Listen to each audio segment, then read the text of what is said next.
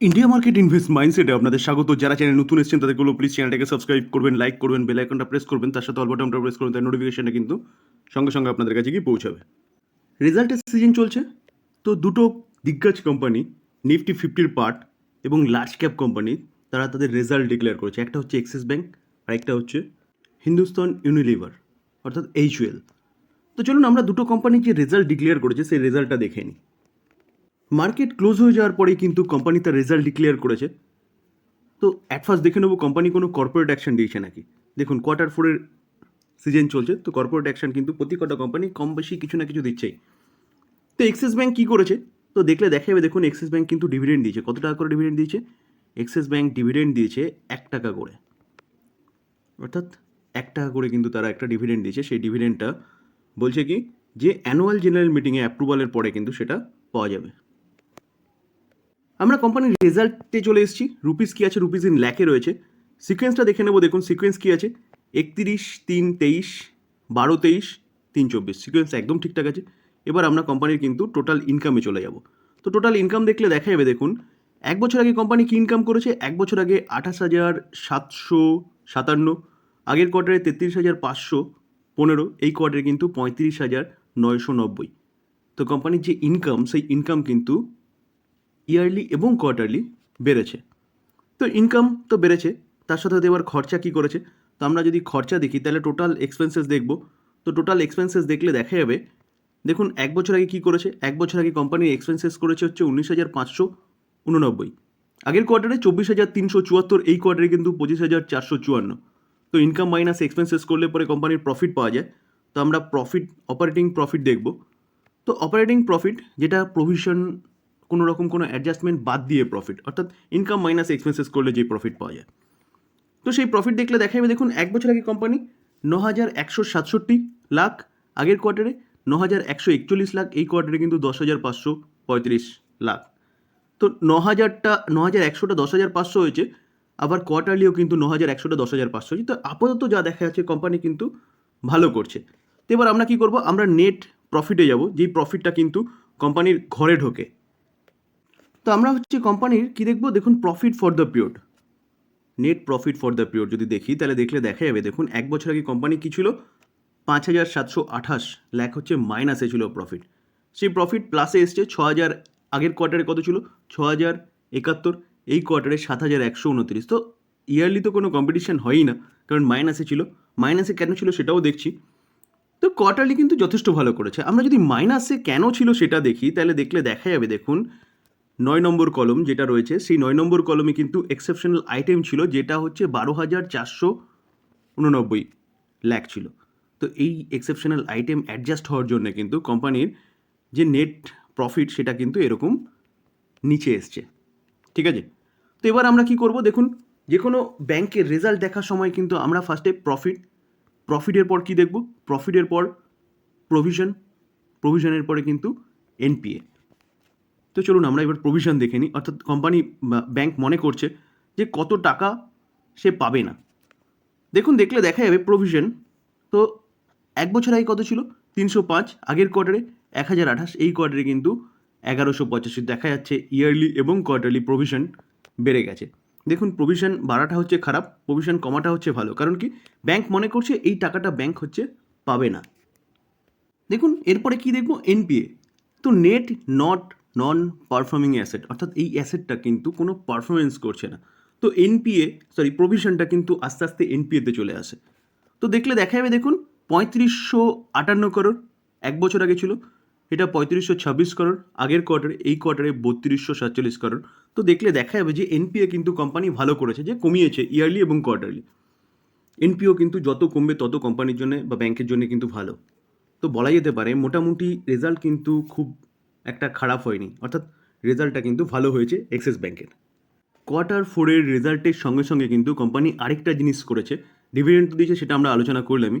তার সাথে 55,000 করোড় কিন্তু ফান্ড রাইজিংয়ের কথাও ব্যাংকটা বলছে। অতএব বলতে পারেন যে ব্যাংকের ভবিষ্যতের পরিকল্পনা কিন্তু আরও উজ্জ্বল, কারণ ফান্ড রাইজ করে ব্যাংক কিন্তু তার বিজনেসে লাগাবে। তো বলা যেতে পারে কোম্পানির যে রেজাল্ট সেটা ঠিকঠাক আছে, ভালোই হয়েছে। এবং তার পাশাপাশি কোম্পানির ফান্ড রাইজিংয়ের ব্যাপার যেটা শোনা যাচ্ছে সেটা বলতে পারেন কোম্পানির বিজনেস কিন্তু আরও বাড়বে। তো এই ব্যাংকটা আপনি রাডারে রাখতে পারেন সেফলি ইনভেস্টমেন্টের জন্য। এবার আমরা দেখে নেব হিন্দুস্তান ইউনিলিভার লিমিটেড। এফএমসিজি সেক্টরে কিন্তু দিগ্গজ কোম্পানি। এই কোম্পানি দেখলে দেখা যাবে, দেখুন রেজাল্ট তো ডিক্লেয়ার করেছে, তার সাথে কিন্তু এই কোম্পানিও একটা কর্পোরেট অ্যাকশন ডিক্লেয়ার করেছে। কীরকম? ডিভিডেন্ড কত? 24 টাকা করে। এই ডিভিডেন্ডটাও কিন্তু অ্যানুয়াল বা ফাইনাল ডিভিডেন্ড বলতে পারেন। তো ফাইনাল ডিভিডেন্ড সবসময় আমি বলি কি শেয়ার হোল্ডারদের অ্যাপ্রুভাল লাগবে। তো শেয়ার হোল্ডারদের অ্যাপ্রুভাল পাওয়ার পরে কিন্তু এই ডিভিডেন্ডটা আপনাদের ব্যাংকের অ্যাকাউন্টে হিট করবে। চলুন কোম্পানির রেজাল্ট কী করেছে সেটা একটু দেখে নিই। আমরা কোম্পানিটার কনসোলিডেটেড নাম্বার দেখব। রুপিস কী আছে? রুপিস ইন কারারে রয়েছে। দেখুন এই যে পিডিএফটা দিয়েছে এরা, এই পিডিএফটা কিন্তু আদার্স যেগুলো আমরা রেজাল্ট দেখেছি সেগুলোর মতন কিন্তু নয়, ঠিক আছে? তো ভালো মতন একটু খেয়াল রাখবেন যে এই যে নাম্বারটা এটা হচ্ছে ডিসেম্বর 2023, ঠিক আছে?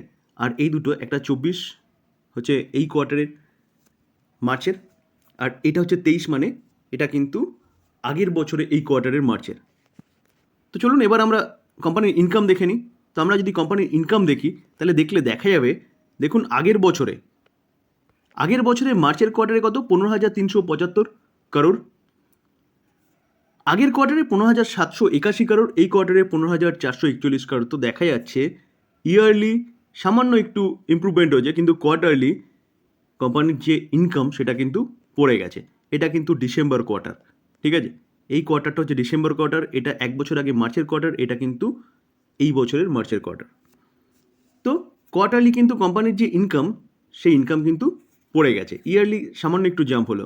চলুন আমরা কোম্পানির এবার এক্সপেন্সেস দেখি, কারণ এক্সপেন্সেসও কিন্তু অনেক কিছু বলে। তো টোটাল এক্সপেন্সেস দেখলে দেখা যাবে এক বছর আগে কত ছিল? 11,962 করোড়। আগের কোয়ার্টারে 12,305 করোড়। এই কোয়ার্টারে 12,100। তো এখানে দেখা যাচ্ছে যে কোয়ার্টারলি ইনকাম পড়েছে, কোম্পানি খরচাটাও কিন্তু কন্ট্রোল করেছে এবং ইয়ারলি খরচাটা বেড়েছে। তো ইনকাম মাইনাস এক্সপেন্সেস করলে পরে কোম্পানির প্রফিট পাওয়া যায়। তো আমরা দেখবো কি? আমরা দেখবো যে প্রফিট বিফোর ট্যাক্স। তো ট্যাক্স দেওয়ার আগে প্রফিট কী ছিল? তাহলে এক বছর আগে কী ছিল? 3,492 করোড়। আগের কোয়ার্টারে 3,445 করোড়। এই কোয়ার্টারে কিন্তু 3,419 করোড়। তো দেখা যাচ্ছে 3,492টা 3,419 এসছে, ইয়ারলি পড়েছে। কোয়ার্টারলিও কিন্তু 3,445টা 3,419 এসছে। তো ইয়ারলি এবং কোয়ার্টারলি কোম্পানির যে প্রফিট ট্যাক্স দেওয়ার আগে সেটা কিন্তু পড়ে গেছে, অর্থাৎ ভালো হয়নি। তো প্রফিট ফর দ্য পিরিয়ড, অর্থাৎ মেন প্রফিট যেটা সব কিছু অ্যাডজাস্টমেন্ট করে নিয়ে ট্যাক্স ফ্যাক্স বাদ দিয়ে পাওয়া যায়। তো এক বছর আগে 2,601 করোড়। আগের কোয়ার্টারে 2,508 করোড়। এই কোয়ার্টারে 2,581। তো দেখা যাচ্ছে 2,600টা ইয়ারলি অনেকটাই পড়েছে, কোয়ার্টারলি সামান্য একটু বেড়েছে 2,508টা 2,561। তো এই যে রেজাল্টটা না, এই রেজাল্টটা দেখে বোঝা যাচ্ছে যে কোম্পানি কিন্তু মোটেও পারফরমেন্স ভালো করেনি। যদিও বা কোয়ার্টারলি কিছুটা বেড়েছে, তো কোয়ার্টারলি বাড়লেও কোম্পানি কিন্তু একদম পারফরমেন্স ভালো করেনি। এই বাড়াটা হয়েছে কিসের জন্য? বাড়াটা হয়েছে ট্যাক্স এবং অ্যাডজাস্টমেন্টের জন্য। তার আগে ট্যাক্স বিফোর ট্যাক্স যেটা আমরা দেখেছিলাম, সেখানে দেখলে দেখা যাবে যে কারেন্ট কোয়ার্টার আগের বছরের থেকে এবং আগের কোয়ার্টার থেকে দুটোই কিন্তু কম আছে। তো স্যার কোম্পানি যে রেজাল্ট দেখিয়েছে বা রেজাল্ট প্রেজেন্টেশন করেছে, তো সে রেজাল্ট কিন্তু একদম খারাপ হয়েছে বলতে পারেন। তো কোম্পানি কিন্তু নিফটি 50-র পার্ট ঠিক আছে। এই কোম্পানি যারা ইনভেস্টমেন্ট করছেন তারা সেফলি ইনভেস্টমেন্ট বলতে পারেন, কিন্তু এই যে কোম্পানিটা না, এই কোম্পানিটা কিন্তু পুরো পাকিয়ে দেবে আপনাকে। দেখুন আমরা যদি 5 বছর রিটার্ন দেখি না, 5 বছর রিটার্ন দেখলে দেখাবে অনলি ফর 29%। ভাবতে পারছেন, যেখানে কোম্পানি কন্টিনিউয়াসলি ওপরে উঠছে নিচে নামছে, ওপরে উঠছে নিচে নামছে। কোম্পানিটার মার্কেট ক্যাপ দেখুন, মার্কেট ক্যাপ হচ্ছে 5 লাখ করোড়। তো সেই জায়গায় দাঁড়িয়ে কিন্তু স্যার নতুন যারা ইনভেস্টমেন্ট করছেন তারা ইনভেস্টেড থাকতে পারেন, কারণ ভালো কোম্পানি, প্রফিট হয়তো এই সময় খারাপ হয়েছে, কিন্তু সেফলি ইনভেস্টমেন্ট বলতে পারেন। কালকে দেখা যাক মার্কেট কীভাবে নেয় কোম্পানির রেজাল্টটাকে।